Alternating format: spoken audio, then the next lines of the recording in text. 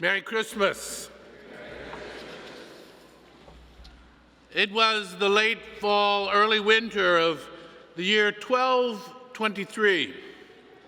Brother Francis was returning from Rome back to his hometown of Assisi. The religious community that he had founded there a few years before was now officially approved by the Pope, and he was returning with that news. He was weary on that journey because the community of brothers and priests that he had founded on simplicity and poverty was now an official institution of the church. And with that comes complications. It's said that Brother Francis' skill was more inspiration than administration. Brother Francis stopped to rest in a town about halfway between Rome and Assisi called Greccio. He had many friends there in this devout village town.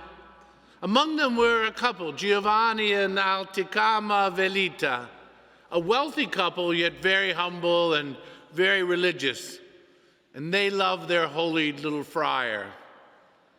They had given Brother Francis a little hermitage, a cave-like hut structure on their property, so that he could go and, when he was visiting, stay there and have solitude and prayer, be with our Lord to renew himself along the way. And it was in this hermitage that Brother Francis came up with an idea that endures to this day. He told Giovanni, his friend and host, a man who could get things done, and Giovanni put the idea into action. That Christmas Eve, villagers from the whole town were invited to come up to the little hermitage, to the cave, where Francis would stay on his visits. And as they arrived in the dark with their candles and torches lit, what they found in that night filled the air with oohs and ahs, with laughs and wonders. You see, what Brother Francis and Giovanni and Alticama had orchestrated was a living reenactment of the very first Christmas.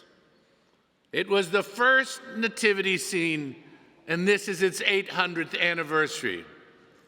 The word crèche actually comes from a French version of the word Greccio, the town where this started.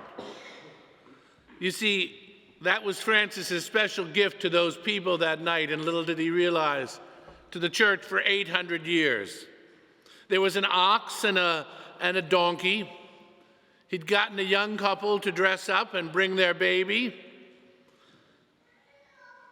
And the great gift that Brother Francis gave to them was for everyone to see just how real the birth of Jesus was. As they gathered in the firelight that evening, the people witnessed that Jesus, the King of Kings, was born into poverty. His parents were homeless. God, who became man so that we could become God, did not have a throne of gold. It was a throne of straw. His attendants to the Word made flesh who dwelt among us were not knights in armors and ladies in silk. They were an ox and an ass. When we look at the manger and the nativity scenes which adorn our churches and our homes, they seem quaint and cozy. What the people of Greccio saw that night was that the first Christmas was a lot noisier, with the braying of an animal, and certainly much grittier, being in a barn. Jesus was not born into a fantasy, he was born into reality. He was not born into an ideal, but into our everyday. G.K. Chesterton, in his poem, The House of Christmas, which I reread every Christmas, he writes, "There fared a mother driven forth out of an inn to Rome. In the place where she was homeless, all men are at home.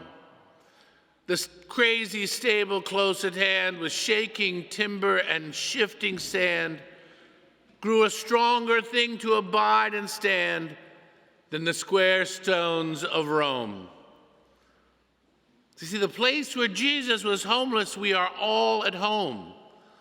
You see, what Jesus enters into, one thing we all have in common, and that is some form of poverty. But see, when Jesus enters into our souls, into the space, into the place where we feel most alone, it is no longer emptiness. It is actually the means of finding God. Herein lies the mystery of Christmas. There are empty places in all of our hearts, for sure. But we are never alone. Those places which seem a void are actually Jesus-sized places that only He can fill. And so when Jesus enters into the sting of our suffering, it is transformed into the means of holiness and joy. Francis of Assisi was not a priest. He didn't feel that he was worthy. He was a deacon. So he organized the Mass of Christus that night to be celebrated there in that hermitage, in that cave. And he had the altar be the manger where the little child had laid. And as a deacon, he sang the gospel announcing the birth of Jesus.